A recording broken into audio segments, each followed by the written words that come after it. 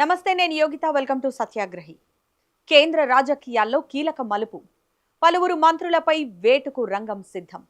అది కూడా పార్లమెంట్ సమావేశాల కంటే ముందే. ఈ పెను మార్పులపై దేశవ్యాప్తంగా హాట్ డిస్కషన్ నడుస్తోంది. ఎవరై ఉంటారు? ఎవరిపై వేటు పడనుంది? తెలంగాణ నుంచి ఎవరికైనా ఛాన్స్ దక్కనుందా? దక్కితే ఎవరిని పక్కన పెడతారు? వీటన్నింటిపై మనం మాట్లాడుకుందాం.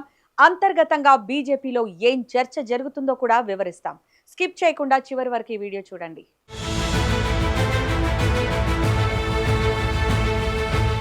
ఈసారి కేంద్ర మంత్రివర్గంలో భారీ మార్పులు జరగనున్నాయి.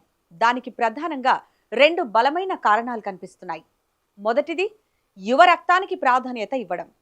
కేంద్ర మంత్రుల సగటు వయస్సును తగ్గించాలని మోదీ షా ద్వయం భావిస్తోంది.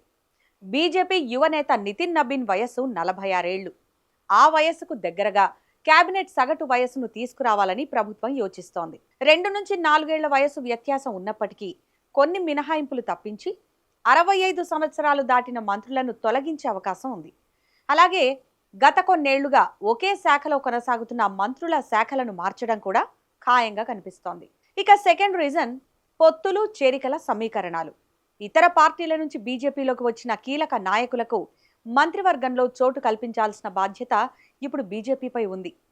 ఇందులో ముఖ్యంగా ఆమ్ ఆద్మీ పార్టీని వీడి వచ్చిన పంజాబ్ రాజ్యసభ సభ్యులు, ఉద్ధవ్ శివసేన నుంచి తిరుగుబాటు చేసిన ఎంపీలు, పశ్చిమ బెంగాల్కు చెందిన టీఎంసీ తిరుగుబాటు ఎంపీలు మంత్రి పదవుల రేసులో ఉన్నారు. ఈ కేబినెట్ విస్తరణలో అందరినీ ఆశ్చర్యపరిచే విషయం, ఆర్థిక మంత్రి నిర్మలా సీతారామన్, పెట్రోలియం శాఖ మంత్రి హర్దీప్ సింగ్ పూరీలను కేబినెట్ నుంచి తప్పించే అవకాశాలు ఎక్కువగా ఉండడం. హర్దీప్ సింగ్ పూరి పెట్రోలియం సహజ వాయువు శాఖల మంత్రి. ఆయన్ను మంత్రి పదవి నుంచి తప్పించి వేరే బాధ్యతలు అప్పగిస్తారనే ఊహాగానాలు సాగుతున్నాయి. ఏదేమైనా హర్దీప్ సింగ్ పూరిని తప్పించడం అయితే ఖాయమని తెలుస్తోంది. ఇక దేశ ఆర్థిక మంత్రిగా ఉన్న నిర్మలా సీతారామన్ను తప్పించడం దాదాపు ఖాయంగా కనిపిస్తోంది. అయితే ఆమె పనితీరుపై ఎలాంటి అసంతృప్తి లేదు.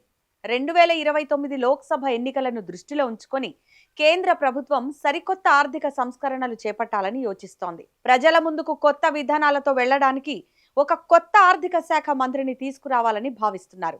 అంతేకాదు, నిర్మలమ్మకు దక్షిణాదికి సంబంధించి పార్టీలో కీలక బాధ్యతలు అప్పగించే యోచనలో బీజేపీ ఉన్నట్లు తెలుస్తోంది. మరి నిర్మలా సీతారామన్ స్థానంలో కొత్త ఆర్థిక మంత్రి ఎవరు కాబోతున్నారు? ప్రస్తుతం రేసులో ఆర్బీఐ మాజీ గవర్నర్, ప్రధానికి ప్రిన్సిపల్ సెక్రటరీగా ఉన్న శక్తికాంత దాస్ పేరు ముందంజలో ఉంది.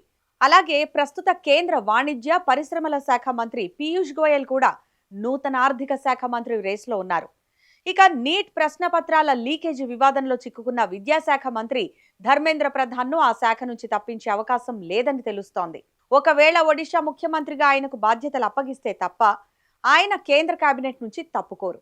మరోవైపు ఒక వ్యక్తికి ఒకే పదవి అనే రూల్ ప్రకారం ఉత్తరప్రదేశ్ బీజేపీ అధ్యక్షుడిగా ఉన్న పంకజ్ చౌదరిని, ఢిల్లీ బీజేపీ అధ్యక్షుడిగా వ్యవహరిస్తున్న హర్ష్ మల్హోత్రాలను కేంద్ర సహాయ మంత్రి పదవుల నుంచి తప్పించనున్నట్లు తెలుస్తోంది.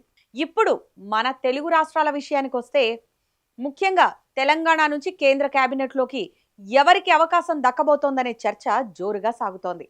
ప్రస్తుతం తెలంగాణ నుంచి 2 కేంద్ర మంత్రులు ఉన్నారు. అయితే ఈ పునర్వ్యవస్థీకరణలో వీరిలో ఒకరిని తప్పించి మరో 2కి కొత్తగా ఛాన్స్ ఇస్తారని ఢిల్లీ వర్గాల్లో గుసగుసలు వినిపిస్తున్నాయి. ఈ రేసులో ప్రధానంగా 3 నేతల పేర్లు వినిపిస్తున్నాయి. వారిలో ఒకరు జాతీయ ఉపాధ్యక్షురాలు డీకే అరుణ, మరొకరు నిజామాబాద్ ఎంపీ ధర్మపురి అరవింద్.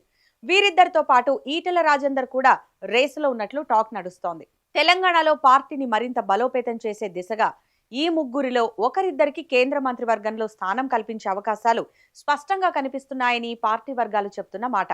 తెలంగాణతో పాటు దేశవ్యాప్తంగా మరికొందరు కీలక నేతలకు ఈ కేబినెట్ లో చోటు దక్కనుంది. గతంలో కేంద్ర మంత్రిగా పనిచేసిన అనురాగ్ ఠాకూర్ కు మళ్లీ కేబినెట్ లో స్థానం లభించే అవకాశం ఉంది.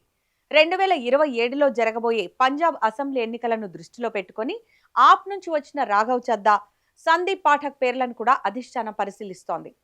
ఇక ఆంధ్రప్రదేశ్ విషయానికి వస్తే, విశాఖపట్నం ఎంపీ దగ్గుబాటి పురంధేశ్వరికి కూడా ఈసారి కేంద్ర మంత్రివర్గంలో కీలక పదవి దక్కే ఛాన్స్ ఉంది.